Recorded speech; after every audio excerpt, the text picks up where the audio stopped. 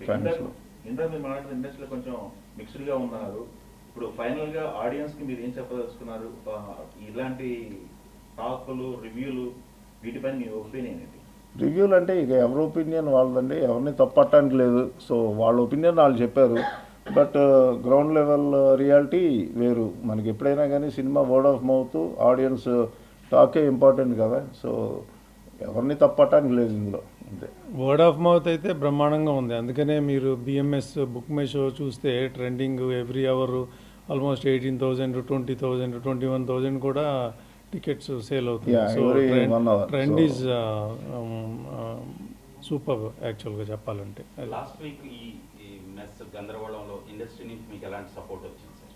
అందరూ సూపర్గా ప్రతి ఒక్కళ్ళు సపోర్టివ్గానే ఉన్నారండి. అందులో మెయిన్ దిల్ రాజు గారు కొద్దిగా ముందుండి కొద్దిగా ఎక్కువ చేశారు. బట్ వెనకమాల ఉన్నాళ్ళు Mango Mass Media Ram garu కూడా చాలా సపోర్ట్ చేశారు. రోజు 1-2 దాకా డిస్కషన్స్, మళ్ళీ వెళ్ళటం.